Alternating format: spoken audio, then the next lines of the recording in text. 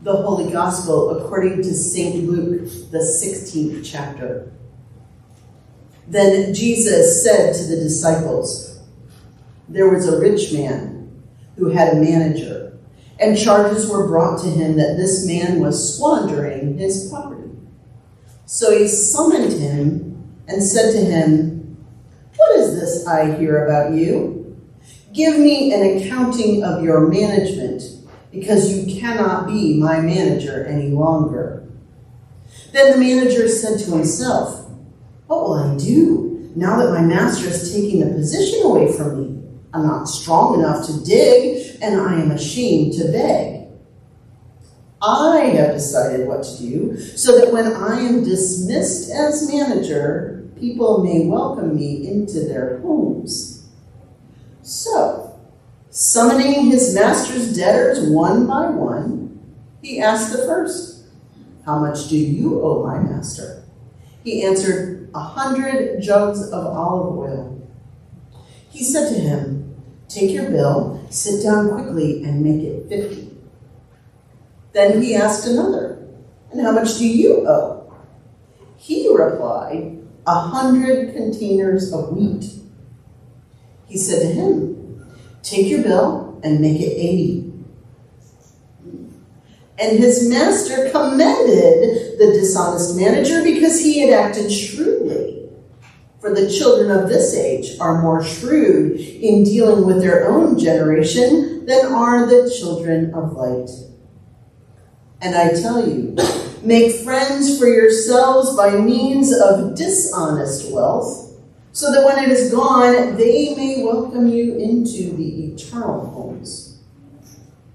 Whoever is faithful in very little is faithful also in much. And whoever is dishonest in a very little is dishonest also in much.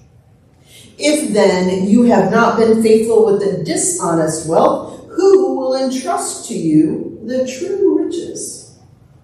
And if you have not been faithful with what belongs to another, who will give you what is your own?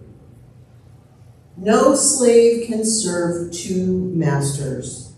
For a slave will either hate the one and love the other, or be devoted to one and despise the other. You cannot serve God and wealth. This is the gospel of the Lord. Praise to you, O Christ. Sadie, would you like to come up for a children's message this morning? And of course, as always, anyone else who wants to come up for a children's message, you are welcome to come up as well.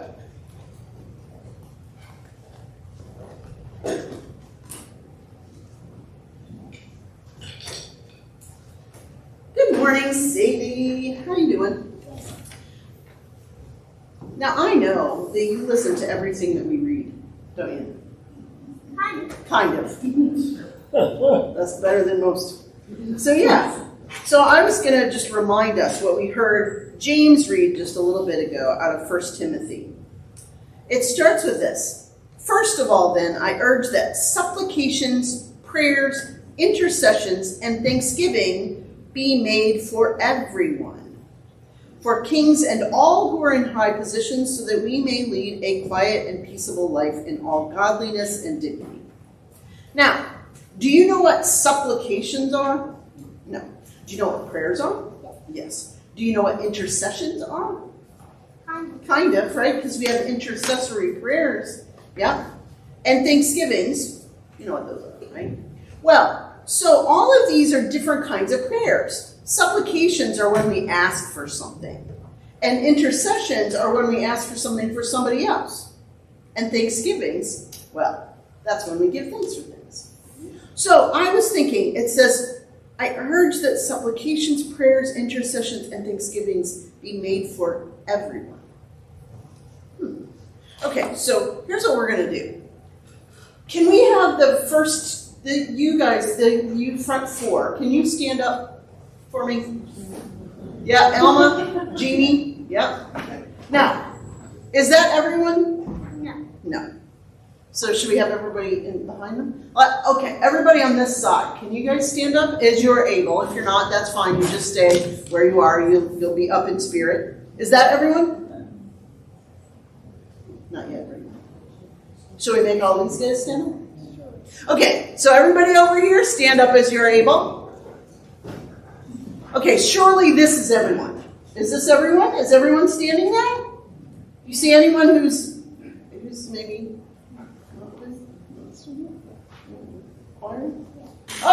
Oh yeah. Well, maybe we need to have the choir stand up if you are able. Okay, so surely this is everyone. When they say pray for everyone, do you think there's anyone beyond the people who are here?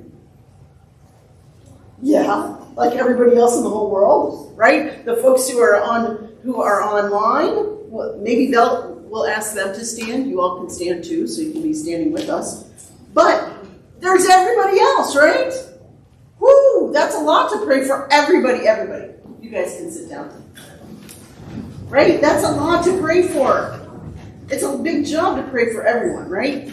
Well, I brought us a little tool this morning to help us pray for everyone. Now, this is a cross, and it's meant to be held like this. Can we do that? So, hold it so that you're...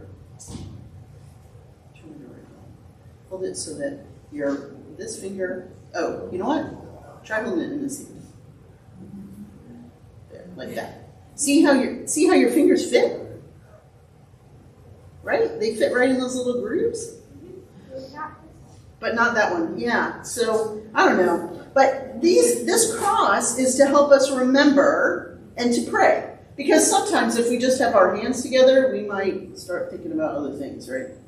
Yeah. So this is to help us remember to pray for everyone. What do you think? I think that's cool. I think that's cool too. Oh, you know what? You might have done it right to begin with, because I don't know. I think you hold it however works for you. I think you're doing a great job. And so I'll let you take this home with you, and it will remind you that we are supposed to pray for everybody here, but then everybody at school, everybody out there. Yeah. And see, you'll be figuring out different ways to hold it so that when you're praying, you can pray in different ways, right? Does that sound like a plan? All right. Well, let's start by praying for everyone right now. Dear Jesus, we thank you for prayer. Help us to pray for everyone all the time. Amen. See, you too will want to come forward for the children's message because you get neat things. I have more, so if you have a strong desire, I can share.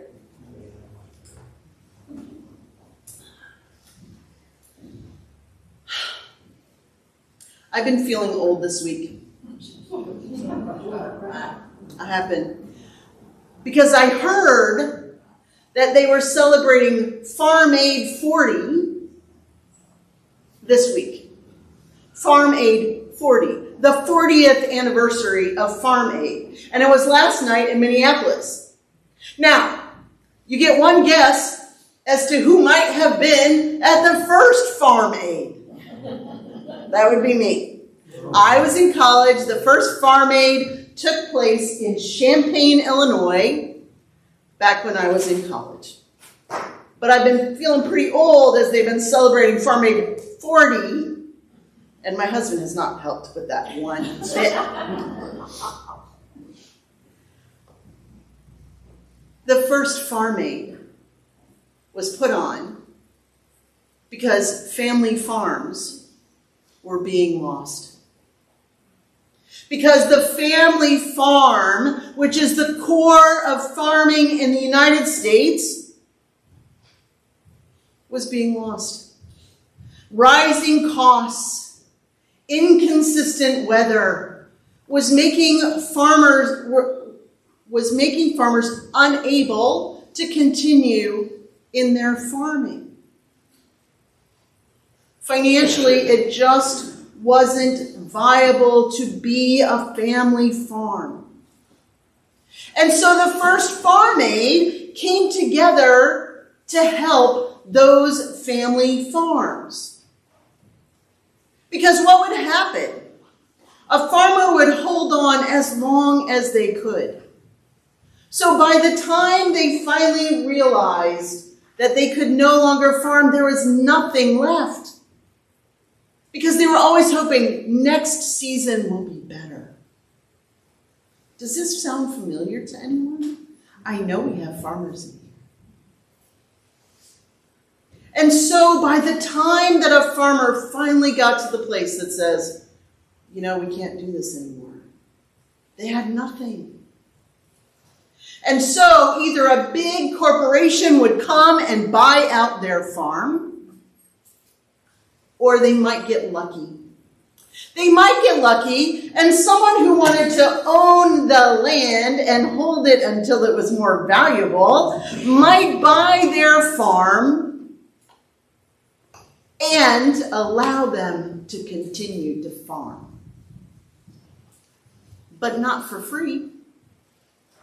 That landowner might live somewhere far away, and the farmer could stay on the land and continue to do all of the work, to pay for all of the inputs, and to pay the landowner. But at least they could still stay on the farm. Now, as you can imagine, these large landowners felt like they were doing a good deed, letting farmers stay on their land, but they were off somewhere far away collecting the money, but doing none of the work. And meanwhile, the farmers continued to do all of the work, but they could no longer keep all of the reward from that work. And so oftentimes, these landowners, they were far away. They didn't want to deal with the farmers. So they would hire someone who had been a banker in the town where all those farms had gone under. Because the banks also would close. Without the farming to support the local banks, the banks would close. And so the landowner would hire somebody who used to work at the bank and set them as their local manager. And so it was their job to go around and collect. But the landowner, they wanted higher and higher returns. Because they said, you know what, my money could be in the stock market or somewhere else, so I want more and more returns. And you, local manager, it's your job to make that happen. Well, that manager had grown up with those farmers, had gone to high school with them. Their children had gone to elementary school together, and that manager understood the pressure that those farmers were under. And he realized that landowner was far away, so he might not even notice if we started collecting a little less. Having mercy on the farmers so that they could live into their vocation as a farmer and that they could reap the benefits of their hard-earned labor. But when the landowner sitting in the big city in his pet house hears that people are getting a break, he says, "Manager, that is not your job. Your job is to get more and more for me. You're fired." And the manager says, "Okay, well, I lost my job at the bank, and I'm not going to have this job either. So what am I going to do? I live in this vibrant farming community with these people. What I'm going to do is I'm going to have mercy on them. I'm going to give them a break. I'm going to let them live. And in doing so, they're going to remember that I was the one who had mercy on them."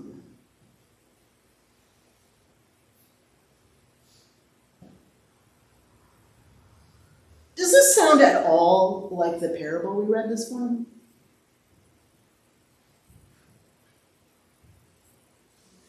In our parable, parable this morning that Jesus tells. There's a rich man, and he fires his manager because he gets a report that the manager has been squandering his property. And did you hear what people owed the rich man? Olive oil and wheat.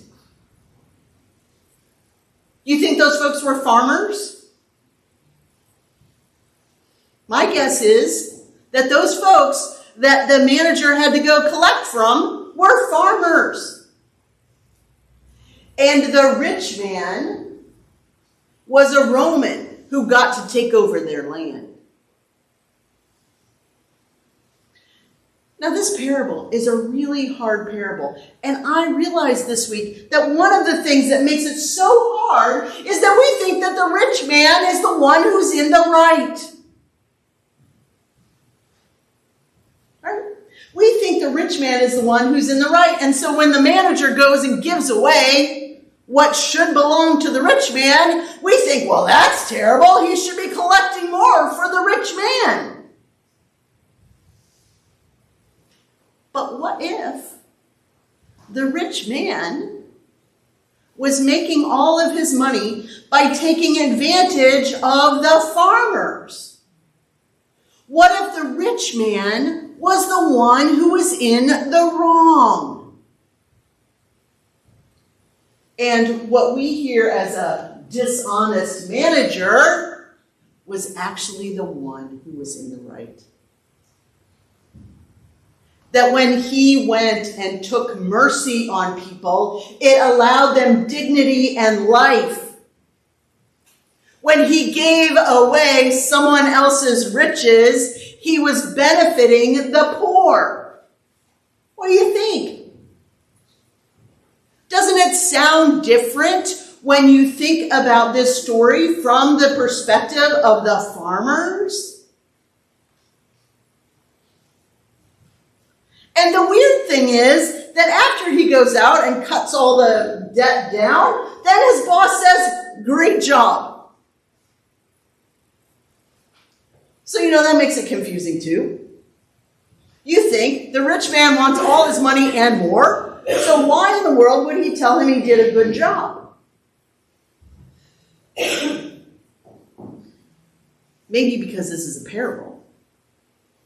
Maybe because the rich man realized that there was a benefit to the community and not a huge cost to him.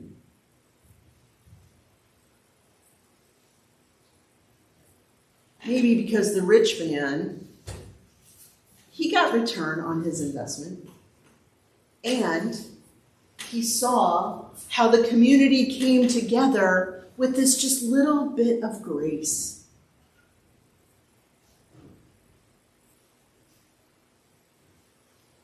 The summary of this parable says you cannot serve God and wealth.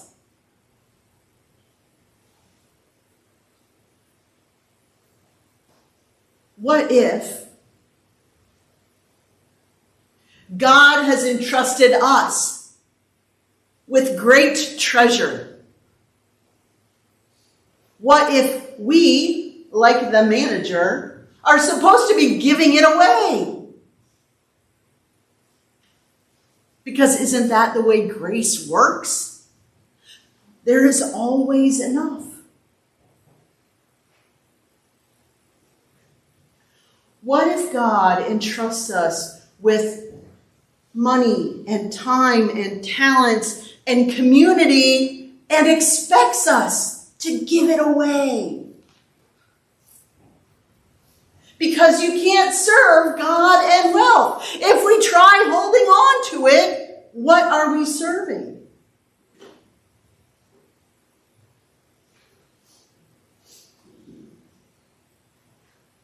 This parable is a hard one when you start from the perspective that you think that the rich guy has it all right.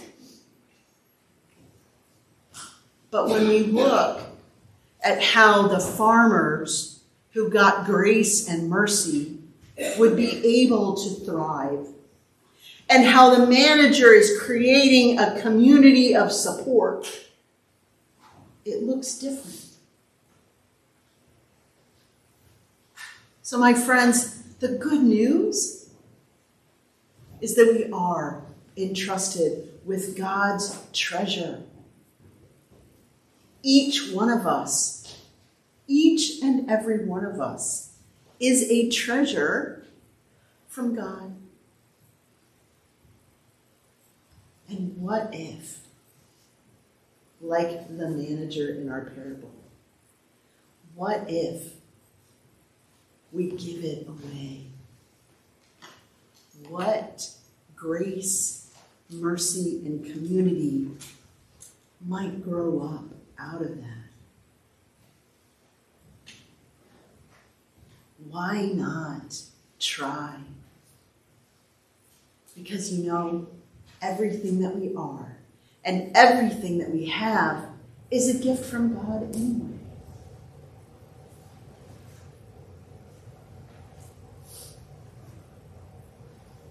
Let's just try giving a little bit away and seeing what miracles